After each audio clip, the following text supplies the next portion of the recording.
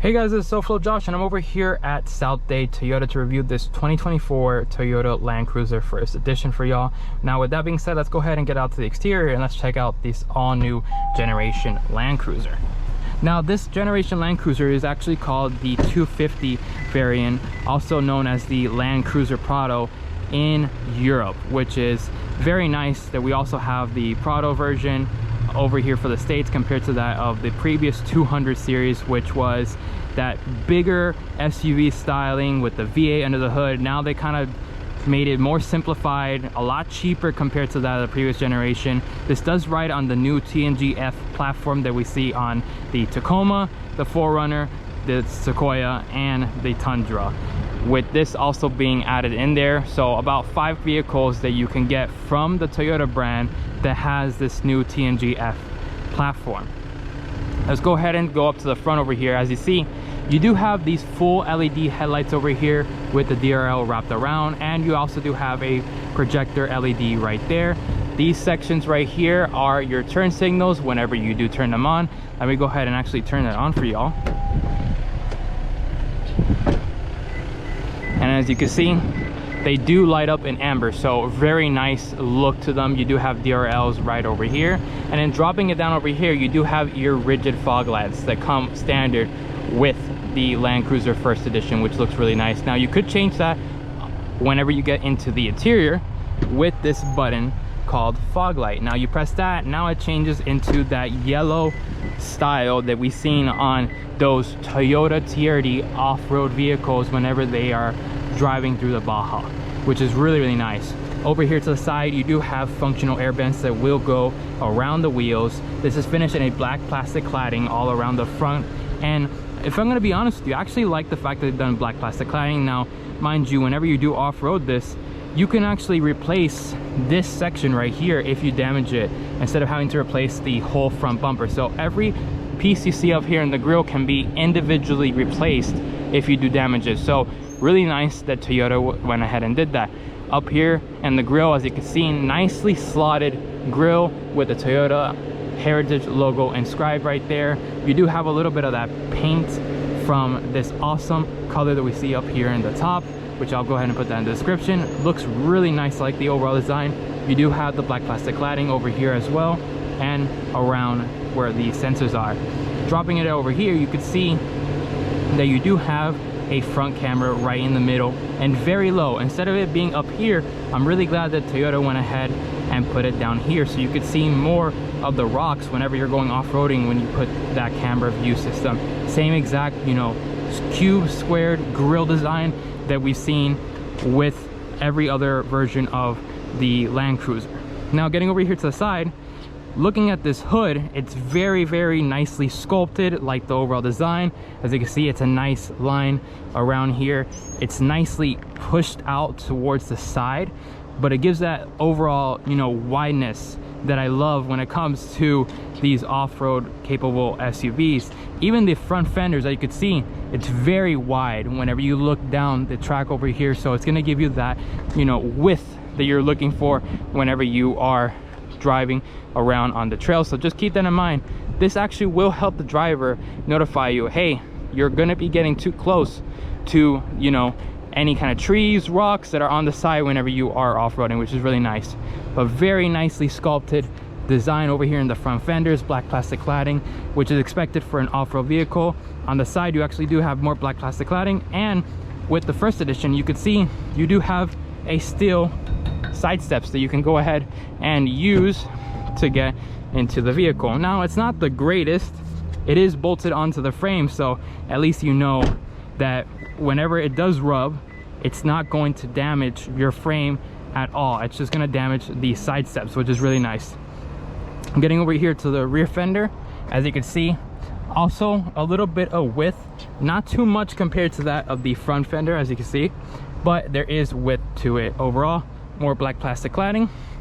And one thing is interesting about the Land Cruiser First Edition, you actually do get these mud flaps that say Land Cruiser First Edition, and it's also strapped in, which is really nice. I like the way that Toyota went ahead and designed this. Getting over here to the rear, as you can see, you have a large tailgate right here. You do have your full LED tail lights with Unfortunately, not amber style turn signals. Kind of wish that it was amber for the turn signals, but I understand why Toyota did it, because these vehicles are offered in Japan as well as Europe. You do have your reverse lights up here, and you have your brake lights as well, which is really nice. Over here you see the Land Cruiser badge. Now if you got it in Europe, it would say Land Cruiser, and in the bottom right here it say Prado, which is really nice. Toyota Heritage logo inscribed in the back, and then you have your iForce Max logo right there on the side, which we'll talk more about the powertrain whenever we get into that. Over here, before we open up the tailgate, you can actually open up this glass like if it was a 4Runner.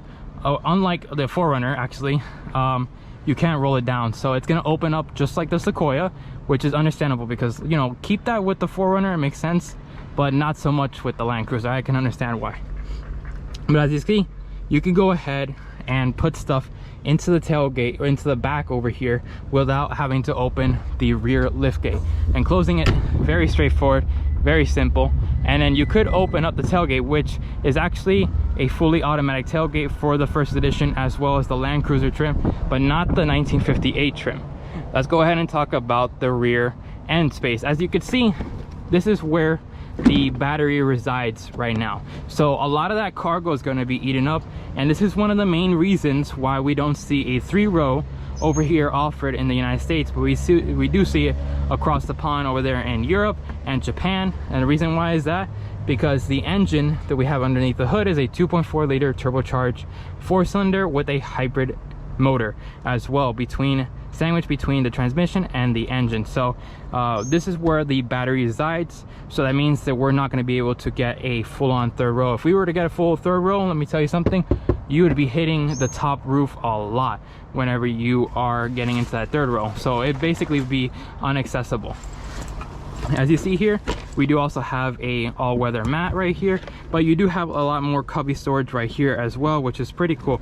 Like that they went ahead and did that for this model. But as you see, a lot of space. You have a lot of space, and what's reminiscent of the 3rd row that you see over there in Europe and Japan is that you have cup holders over here and an area to go ahead and store some stuff.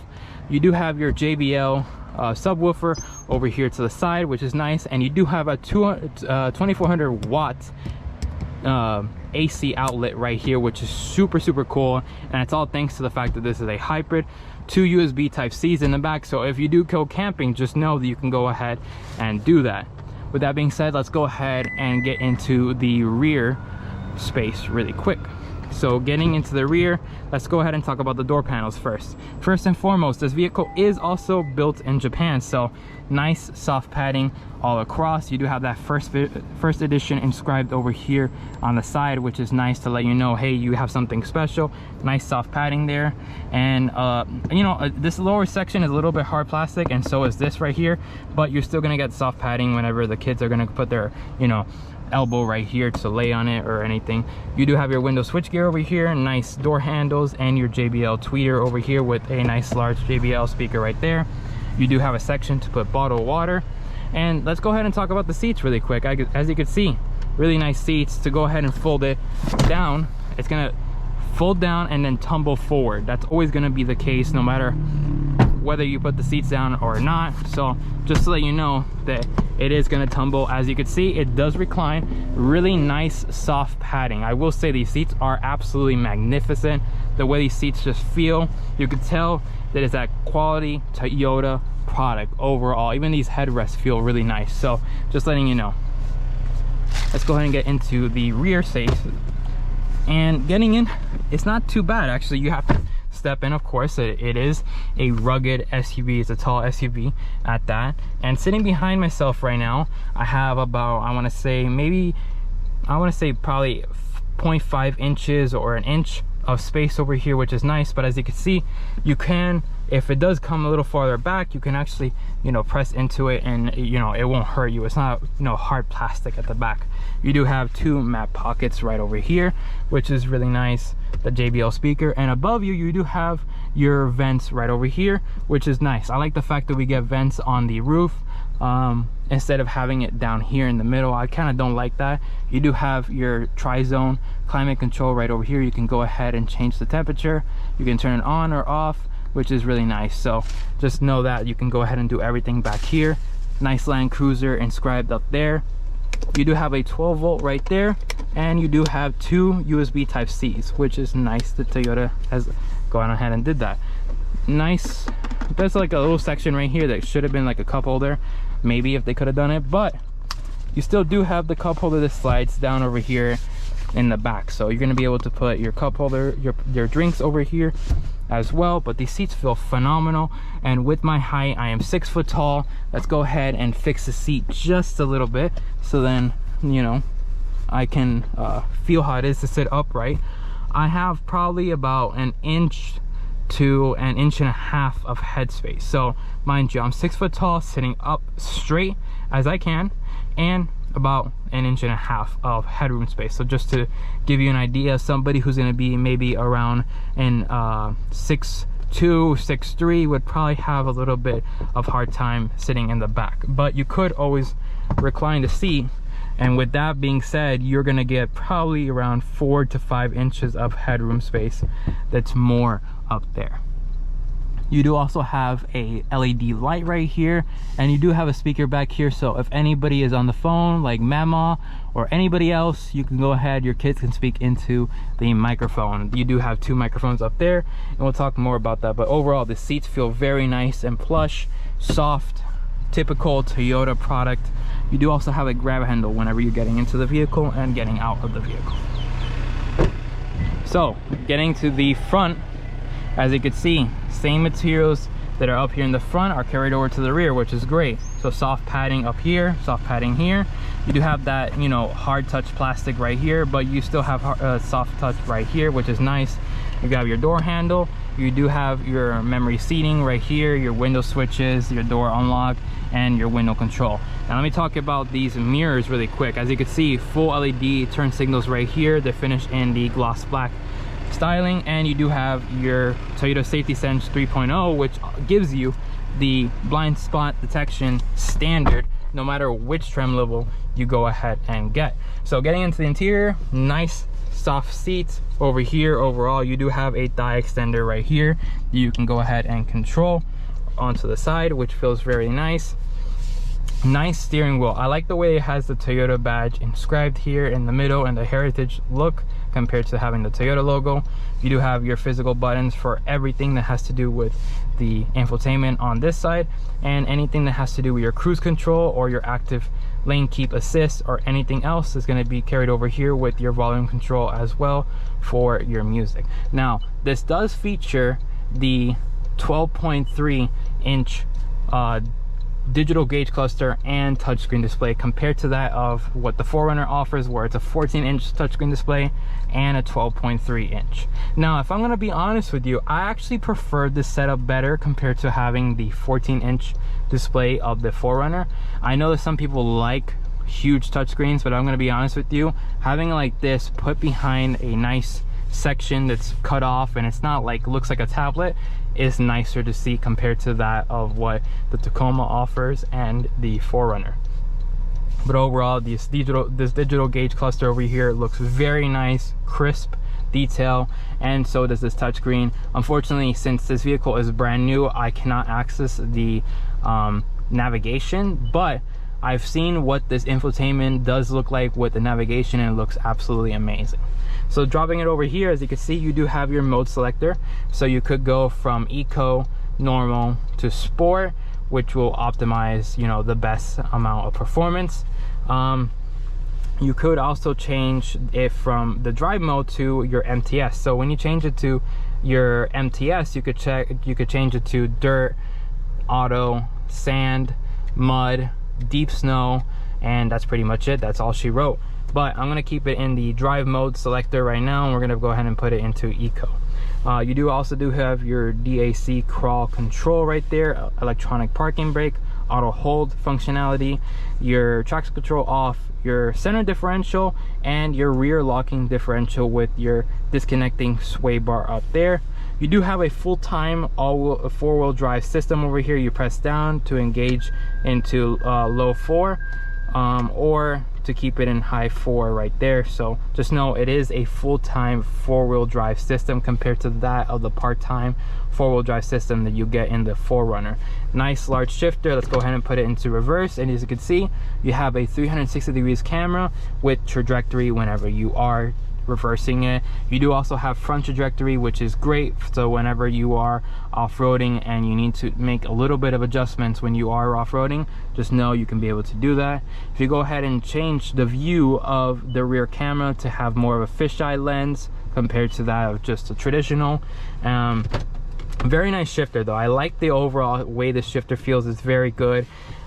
Going over here to the side, you can see you have a wireless Qi charging right there, so just put your phone there and it will automatically charge whenever you are using it, and it will notify you in your infotainment screen. So this is going to be great for whenever you're going to go ahead and have the wireless Apple CarPlay. Now this screen does incorporate the wireless Apple CarPlay, so just keep that in mind. Nice vent designs. I really do like these circular styles that are off to the side, and this, you know, nice rectangular style over here in the front. As you can see, you do have heated seats and cooled seats, so you can go ahead and change them from time to time, no matter which way you want.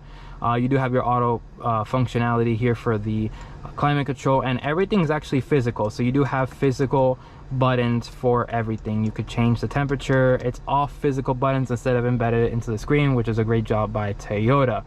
So you have all your climate control right over here laid off.